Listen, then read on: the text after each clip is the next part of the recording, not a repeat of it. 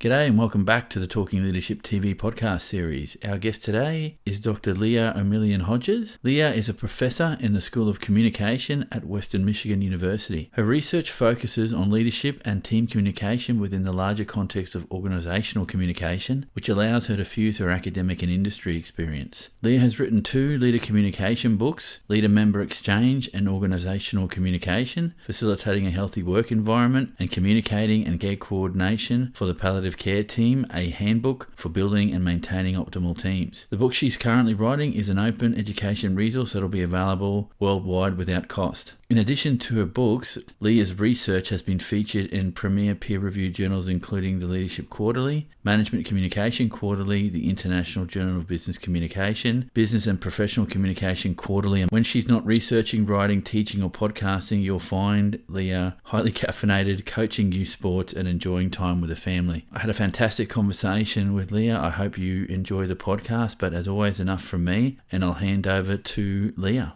Leah, thank you for your time today. We're looking at the issue of communication. Now, this isn't a new topic area in leadership, and it's something that I've covered before, but I like to come back to this because I want to drill down to different people's perspectives on what communication is in a broad sense and why it's important for leaders. So to start us off, could you give us a bit of a sense as to why you believe communication is critical, and probably the second part to that is why is it critical as it intersects with leadership? Yeah, of course. Well, Eric, thank you for having me, and thank you even more for visiting the intersection of leadership and communication. So I'm really passionate about this as an organizational communication scholar, because essentially leadership doesn't exist without communication, our verbals and our nonverbals. So simply put, without communication, we don't have the ability to lead. So if we're thinking about some of these verbal communication competencies, what we look to our leaders for, we want them to persuade others. We want them to cultivate these high quality relationships and maintain them, navigating interpersonal influence and interpersonal differences and conflict. They need to advocate for members, for the unit, articulate a plan, celebrating team wins. All of these are communicative in nature. And then the nonverbals, which I think a lot of times we kind of set to the side, but the adage of leading by example, right? Are we actively listening to others? Are we treating others with respect? Do we listen without interrupting, right? Facilitating this healthy environment. So there aren't any hogs on a conversation and there aren't any logs, those who aren't really pulling their weight. That body language, I want you to think eye contact, your open body posture, uncrossed arms. It's one thing to say, sure, I have all the time in the world, but you're actually angled toward the door rather than to your conversational partner. So we can really see that leadership in essence is communication. And one way when I teach this, when I'm working with organizations, when I am hired as a consultant, saying, think of your communication as a yardstick that others are using to measure your leadership ability. I've done a lot of research in this area. And what I continue to see is that employees are really savvy to managerial behavior. And why is that? Because our relationships, the way we collaborate with others, this is visible. Even when we're thinking about things like Zoom, right? The way that leaders interact uniquely with each member tells a story about the relationship they share. Right? Is this a trusted relationship? I think about a colleague I had before, and he could always go behind our manager's door when it was closed. Right? The way they interacted, it was warm.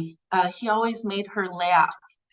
Another one I think about, short, truncated exchanges, really stilted language, really formal, rigid body posture, oftentimes interrupting each other. So we're not actually listening, but thinking about how to respond and to best someone.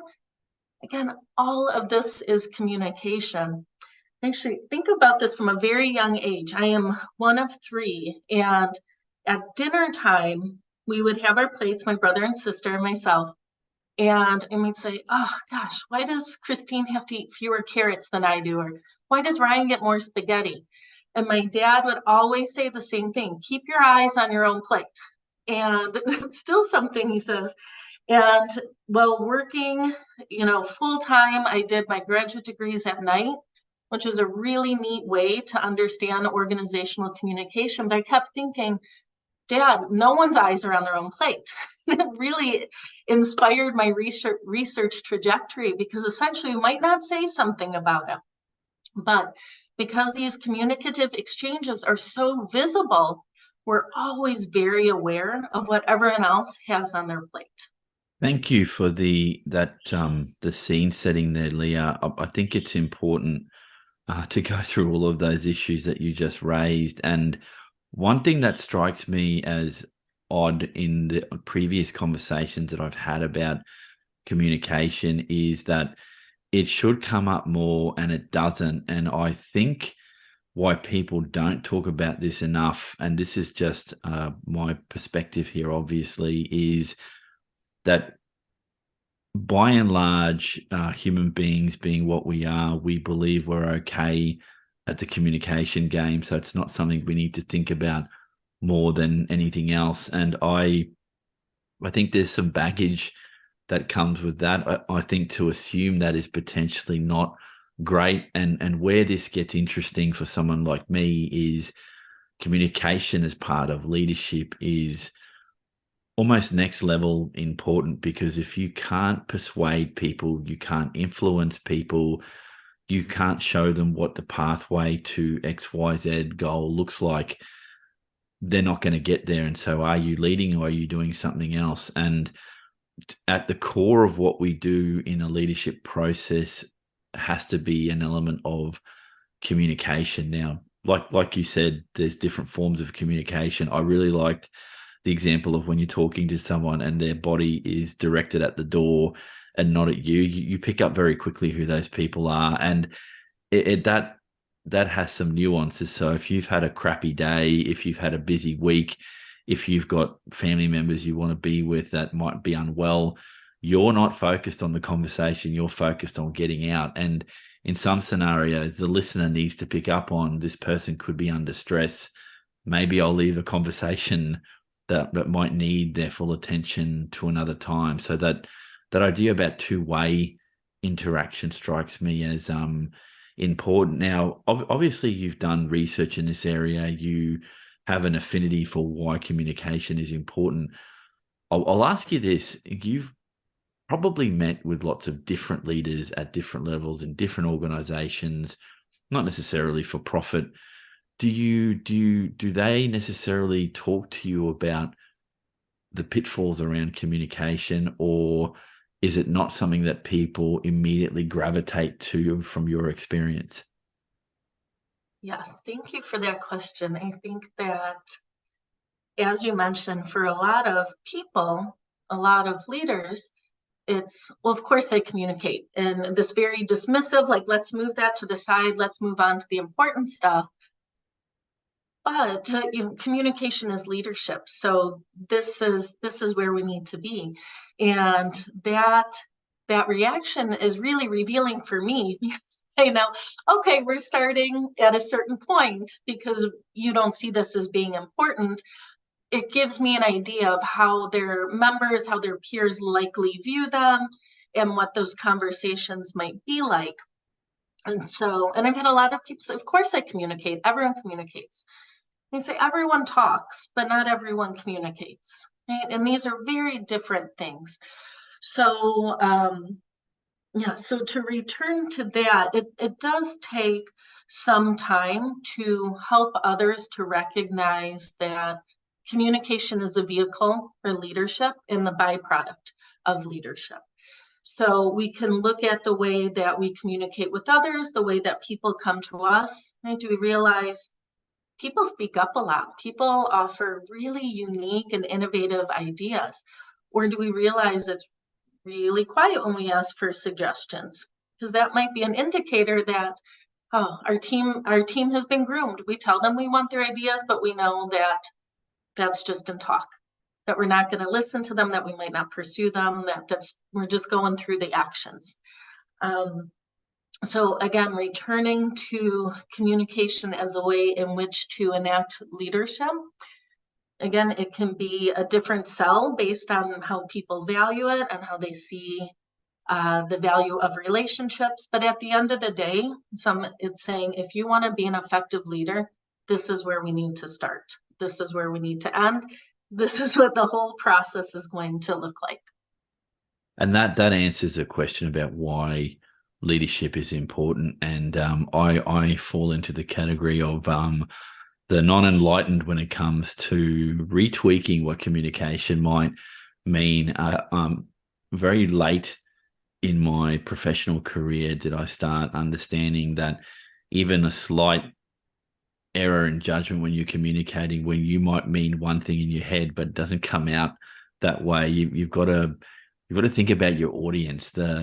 Who's receiving the message, I think, is something that people sometimes don't think about. And a very good friend of mine said, before you send a angry email, take some time to think about what you're sending before you send it, because you don't have the chance of verbals and non-verbals. It's just something written, and the intent behind the words, you lose all nuance when you're sending something that's written, unless you bracket everything by saying, what I really meant here is this, and here's the feeling. You're not going to do that when you're writing something, but that's probably for a little bit of a different discussion. But I think it under the family tree of what does potentially good communication look and feel like, I'd like to ask you that. What does good look and feel like in relation to leadership communication from your perspective? Yes, so good communication in terms of being a leader, I want you to think about communicating with clarity and respect. And this means audience first, and that helps us to avoid those mixed messages. So it's one thing, and I've kind of touched on this, to tell everyone, I want to hear from you. Your ideas are important, you are valued. But it's another thing to have that pseudo open door policy that's not enacted, that is there just for, kind of PR sake, and sometimes. And I want you to think about how you can actually create spaces for your team, your employees, your peers to connect with you in a variety of channels. Because what is a comfortable channel for you might not be a comfortable channel for me. And it might vary. So you give the example of, the angry email response. So as a communicator, I think, no, you need a media that is richer, right? So you have the context of the verbals and the nonverbals. So for some, they love to raise their hand and speak up in those team meetings. That's a really comfortable space for them. For others, not so much, right? So maybe it's saying, okay, we have a space here. And it might not even be because they're introverted. Some might just need time to think on a subject. They might want to reference something before responding. So as a leader, you say, we're going to start this conversation here in this team meeting. I don't need a decision until Friday. Please email me before then. We have our team bulletin board, but I've also set up this anonymous Qualtrics link so you can add feedback that way as well, right? And that might not make sense for every decision or for every point of feedback we're seeking, but I do want people to think, who is the audience and how can I help them to make communication easier and richer and more nuanced? With those clear expectations. Oh, I'm sorry, Eric. It looks like you were going to ask that. No. Sorry, No? I'm Okay. listening intently. Go on, please. Yeah. Oh, good.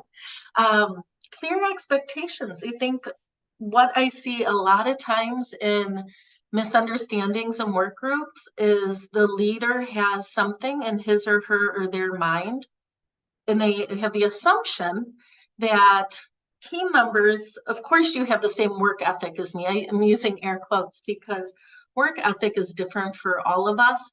For some, it might mean being in early and staying late, but can we really expect that of everyone?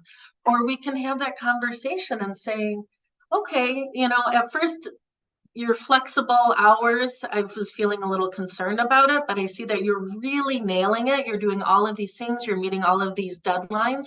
That works. Let's continue this. We'll revisit it if it stops working for one or both of us. But right now, thank you for what you're doing, right?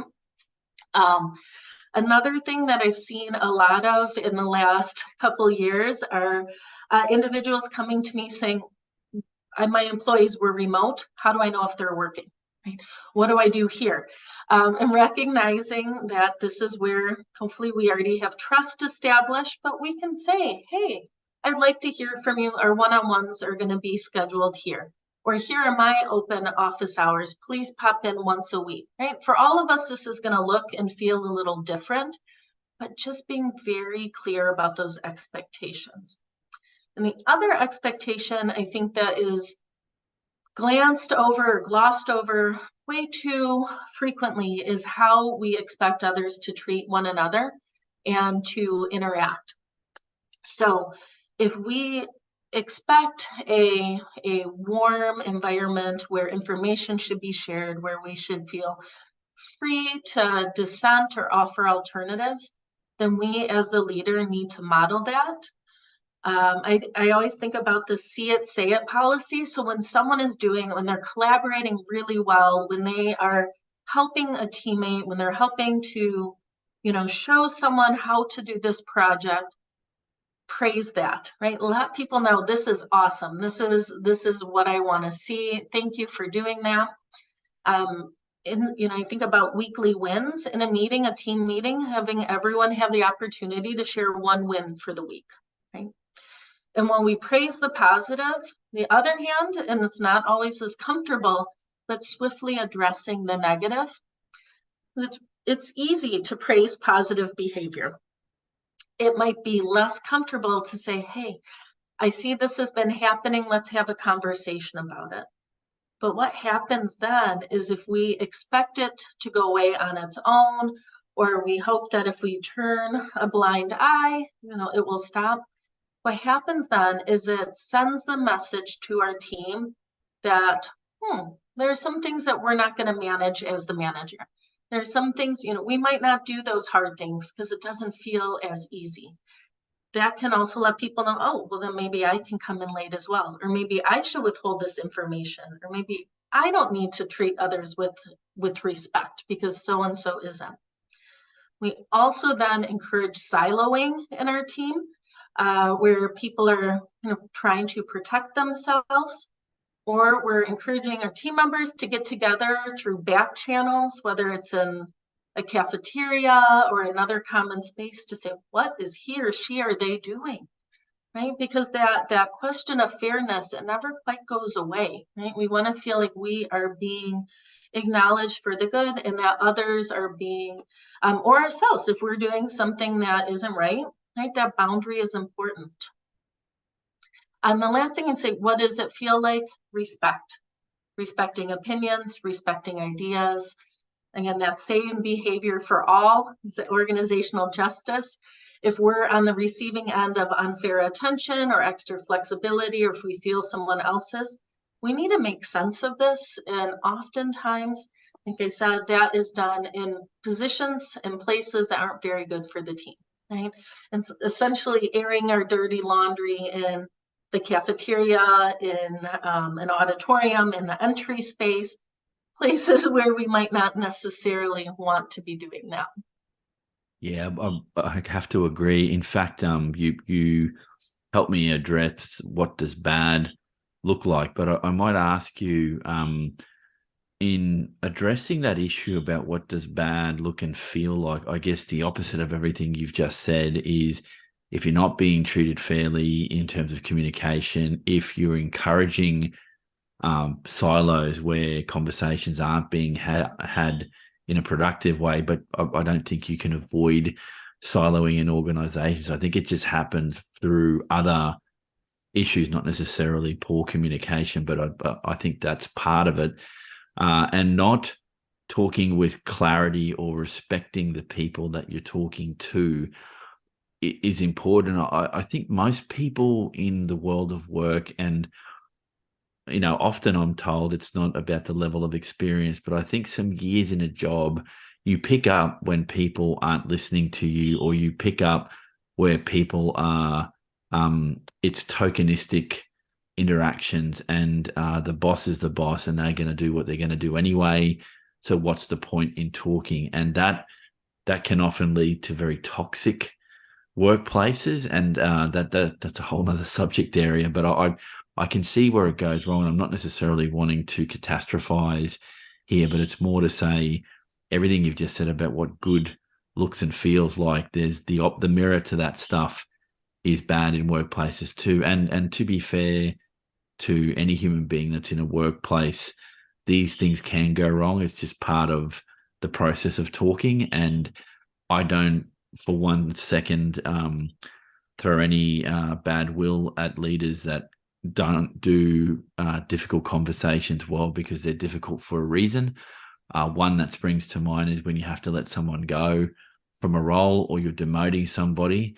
How do you deliver news that, if it was delivered to you, can be catastrophic in some ways, or can undermine your sense of self and confidence? These things are very subjective, obviously, because it's about how you feel about what you're receiving in terms of a message. But just to be aware of, how do you deliver something that is terrible news in a considered way, I think it's important too. And that can be a positive thing if you know a set of words that will help you deliver a bad message. That's about all you can do. Is that fair enough, or have I missed something there, Leah? Well, I always tell people, even distressing news is palatable if it is delivered in an audience-centered way. And one thing that comes to mind, so when I was earning my degrees, I was joking, I'm just a big nerd. I love being in the classroom. So I was working full-time in public relations and marketing and doing my master's, then my PhD at night. And so I was in this organization and in this PR role, and it was during the Great Recession, several years ago. And one thing that we were thinking about, what we knew there were going to be layoffs. And the CEO, we were prepping him for a town hall meeting, and we said, hey, this question's going to come up. And he wanted a statistic. Is it 100%?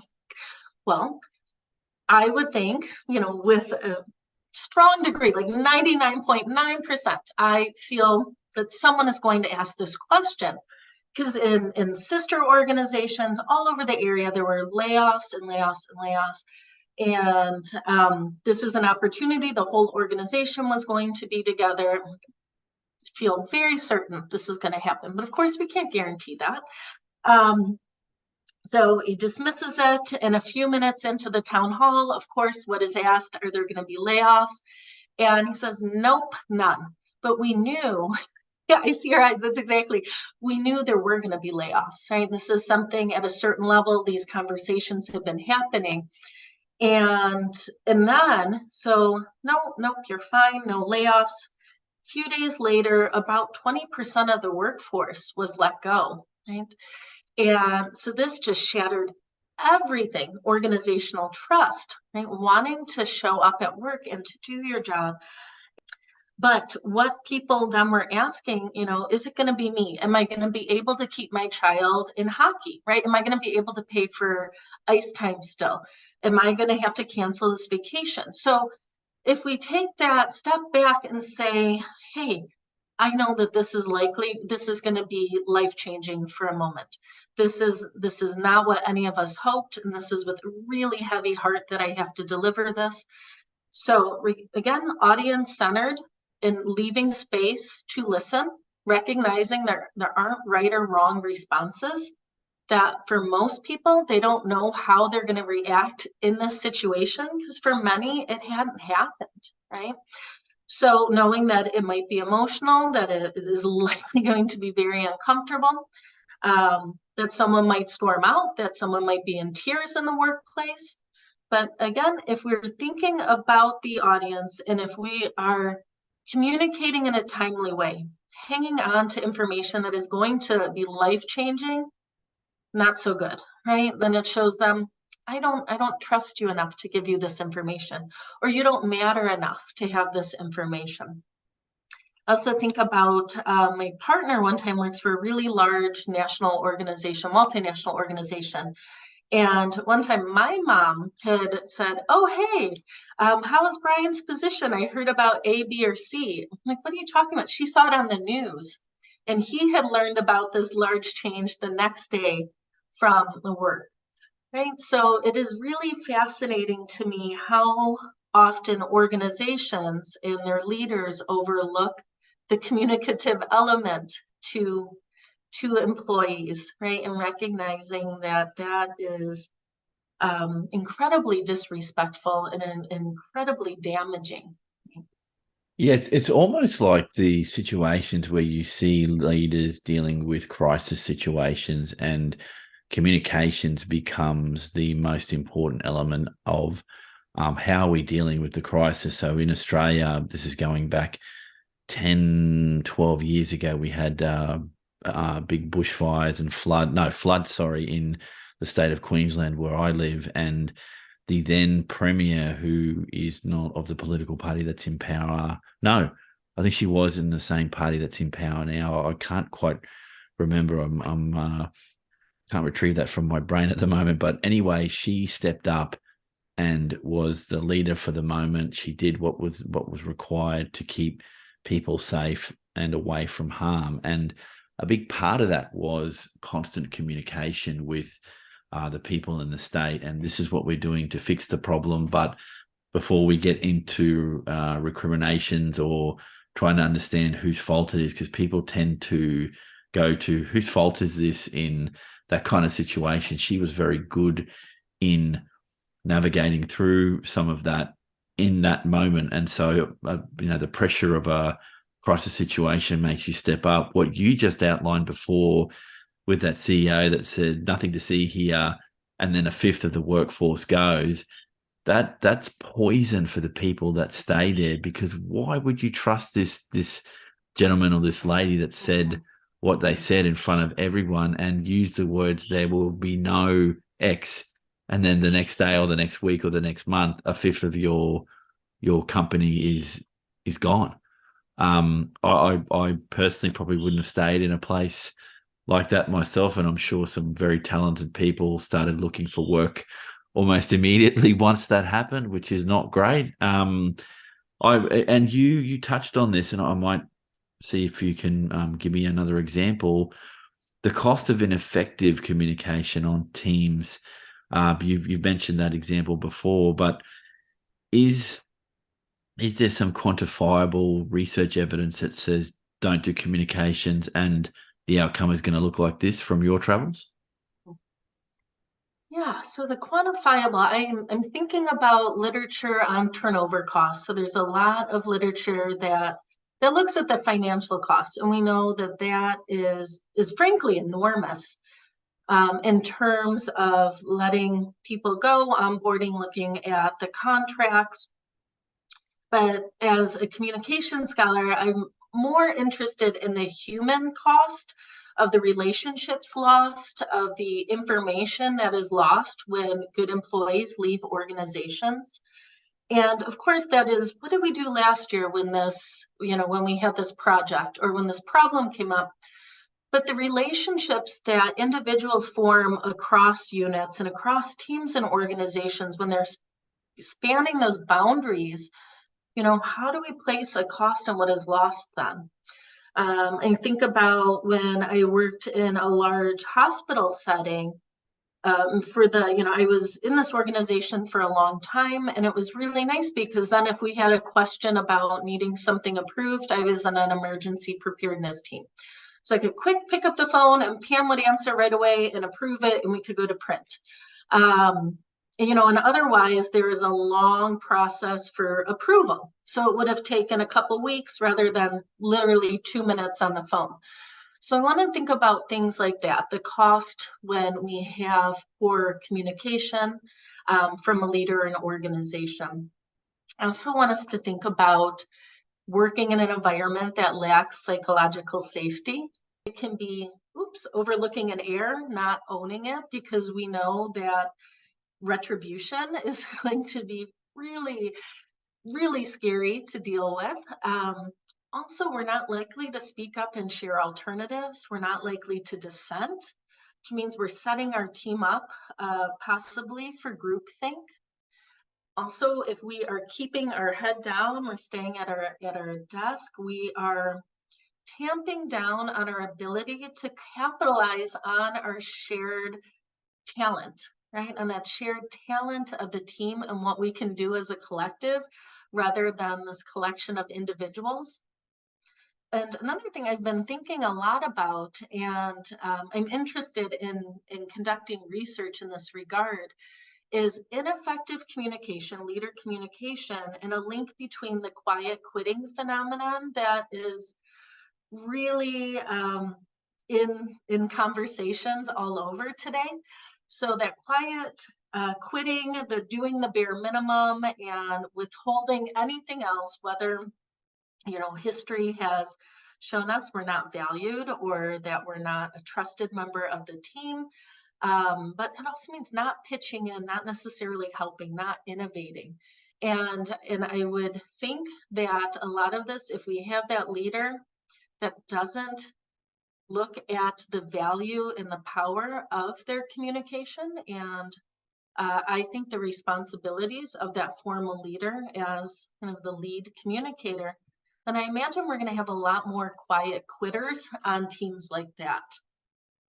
Yeah, that's amazingly interesting. I would suggest to you that there would be lots of people that would just quietly exit an organization, and I think one of the issues there is if you don't know why people leave, then the organization doesn't learn anything. But if the cynic in me might go, well, some organizations don't really give a flying hoo-ha why people leave. They will get replaced. The spectrum there around the cost of replacing people, the cost of recruitment, that onboarding process, and then how do you measure the loss implications for the business when people leave? They're very interesting questions, and I don't think I've ever asked this out loud, but we're having a conversation, so why not?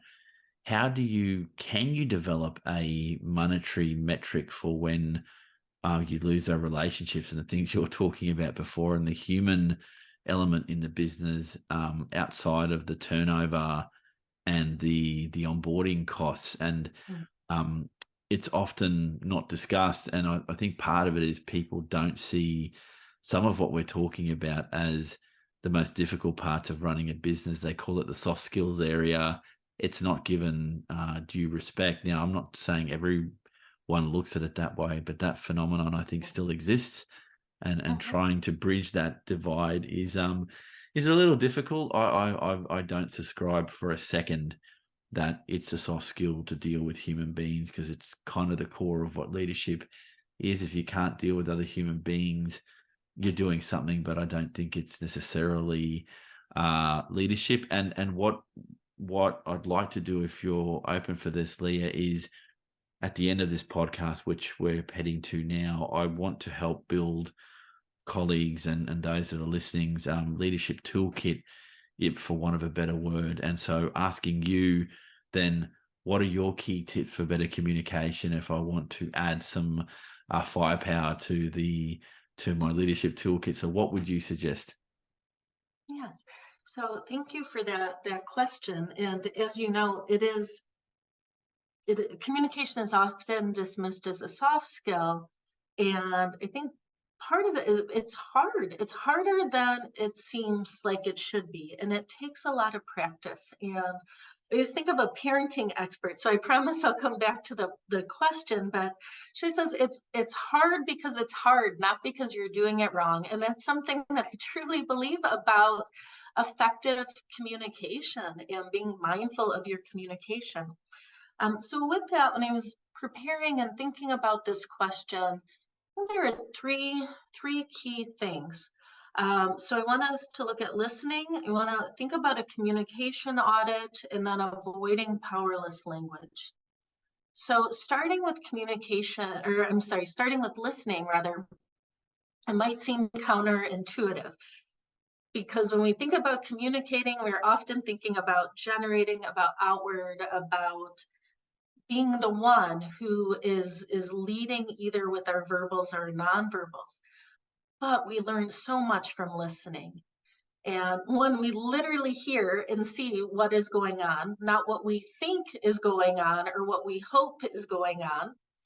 I always think about, especially in the United States, we are so quick to just listen to what someone says and not dig any deeper. So someone really looks stressed out or tired and they're kind of hunched over and you ask, are you okay? I'm fine. Then most of the time, okay, great, glad you're fine. And we go on. But truly listening means going that step further. Right? So when people know that you are listening to them, they're more likely to speak up, to share and connect, because excellent listeners convey respect for others.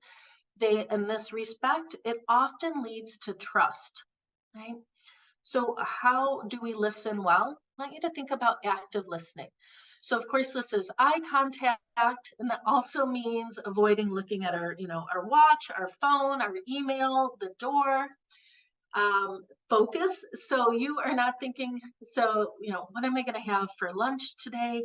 How am I going to get this prep before the meeting? You are actually listening to what your conversational partner is saying. I want you to think about paraphrasing. And this one's really important because the way someone is communicating something to you, you might have a different interpretation than what they intend.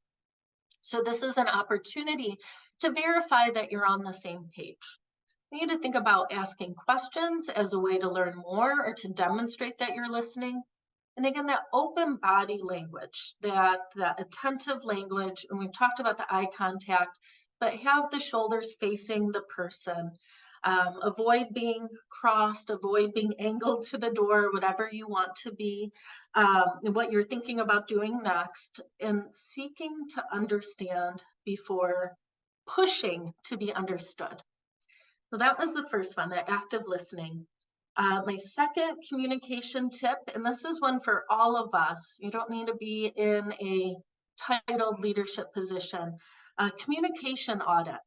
So this can be formal. You could set this up. So when I have course reviews, I will ask my students, Dr. O communicates to you in a way that, and I let them fill in the blanks so that they can tell me. So that's a formal example, but informally, just taking a moment to reflect on, how does it feel when I communicate with this person? If overall I had to rate myself, what would that number be? What are these strengths? What are my areas for improvement? Another really good indicator, think about someone on your team you really like working with, right? That you have trust with them, that you use them as a sounding board for feedback. Think about what communication looks like then. And then I want you to think about the person that maybe you just didn't hit it off with. So it doesn't have to be a relationship with strife necessarily. It can be, but who's the person we just don't communicate with often, or it feels a little stilted? Because that can really reveal a lot about your communication as well, right? So we're gonna look at those ones that are easy, those ones that take a little more effort. You can also ask romantic partners. They're usually really happy to tell you, oh, yes, let me tell you how you can do this better or what you do really well. Family, friends, and colleagues, right? That can be helpful, but we also have to recognize that it can take a minute to let these things settle, that we might have to revisit them and unpack them later. And then my third and my final tip for improving your communication skills is avoid that powerless language. So I have an example, and this is one that I used on my podcast, The Communicative Leader, and one that I use in training new managers in particular. So I want us to think about two ways that we can go to our manager, and because we're interested in leading a new project. So request one, so I'm going to read this. I was kind of hoping that maybe we could get together at some point, maybe over coffee, to talk about my next steps if you want and if you could make the time. So we've made a request. We've asked for what we wanted, right? A chat about career progression and somewhat informally over coffee. Okay, done. We did it. But I want to look at that in another way. So here's request 2. I know the Smith project is set to start next month. I'm confident that I can lead this project successfully. I've even thought about some ideas. I'd like to discuss these ideas. And can we also talk about my growth and development in the team? Let's do it this week with Thursday afternoon work. So the heart of both these requests, this is essentially the same: a check-in with the manager to consider my career development. But while the requests are seeking the same end goal, they're radically different in terms of showcasing credibility, poise, and formal and informal leadership. So again, who are you going to assign that project to? Number 2, right? That second request. And this boils down to our communication. So powerless language, I want you to avoid. So those disclaimers, right? Well, you're probably going to say no, or you might not pick this idea. So we don't need to deny responsibility. We don't need to tell anyone ahead of time to dismiss our ideas. I want you to think about the hesitations, the ums, the likes, right? Those conversational fillers. Another one, tag questions. Don't you think, or don't you agree, when we're adding those to the end of a statement. Our hedges, I guess, sort of, and kind of. And then another one that we tend to see, especially with those who are new in industry, these intensifiers in our language. I'm really, really excited, or I'm very upset about this. So really, anything that we don't necessarily need to convey what we're thinking in a professional setting. This takes work. You know that when I was working on a podcast about this, in the middle of talking about this, I realized I had said a couple times, and I fought the urge to go back and edit it out. And it was really hard, but I think it's a good way of saying, I teach this, I do this, I have my PhD in this, and I still fall prey to this at times. So not perfect doesn't exist, but just being mindful of these can help us to be more thoughtful in selecting, our words in the way in which we want to convey our thoughts and impose our requests. Yeah, I cannot find a way to disagree with any of that, Leah. Mhm. One thing that I worried about when I was doing this podcast as just audio is, and I did this probably for the first 100 odd episodes, is I would edit out any ums and pauses. And what I found later is that in some context, leaving the pause or the has a strategic benefit for communicating something, because people that want to pause in the middle of a sentence or are trying to find the best set of words, an in that setting is not necessarily, to me, this is only a personal thing, not optimal communication, but you're trying to find the right set of words. And I think in the context of an interesting conversation, which we've had, so thank you for this, it's around trying to get the best set of words out. And, in terms of a process here, as we're talking, I want to get the best out of you while we're talking. And so you're cognizant all the time that you want to say the right thing and have an uninterrupted chain of thought. But the better part of me thinks that's never going to happen in the way you hope that it does. But that's all that said, I've met, and you've probably met, communicators that are so good at it that you don't ever hear these things. And it's not because they're better than every other human being, as they've practiced that art form. And I see now in the conversation we've had very few ums and ahs coming from your end of the conversation, and it's a practice thing. So I understand that. And the other idea that you've brought up through the whole discussion, which I think is worth considering, is don't assume content or a perspective from someone unless you clarify what that is, which is why emails can be so destructive if they can be received the wrong way when you don't intend them to to be that. And one thing I found very recently is communication on things like Facebook, when people leave commentary that is ambiguous, but you can a reasonable person might assume that you mean XYZ from what you've written down. And yeah, the written form of this, and this is something I think I'd like to continue the chat with you on another podcast around written communications and the pitfalls around that, if you're up for the discussion, Leah. I would love to, yes. Amazing. Look, Leah, thank you for your time today.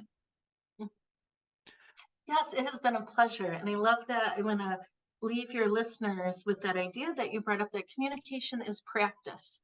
And when I first started teaching and did a lot of public speaking, and some people love this, some people hate this, but it is a practice. It is a communication skill that can be improved with practice.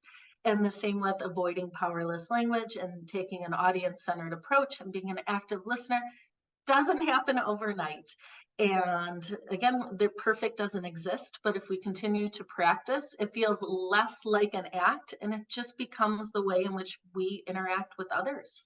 I'd like to thank Leah for her time. This was an excellent conversation around the intersection of leadership and communication. I'll be doing a lot more podcasting in this space, focusing on particular communication issues from a leader perspective. Please join us for our next podcast, which drops on Monday, the 7th of August, featuring the leadership pathway of our guest, Andrew Chesterman, the CEO of Redland City Council. As always, have a great day, rest of your week, and we'll catch everyone on the next episode of Talking Leadership TV.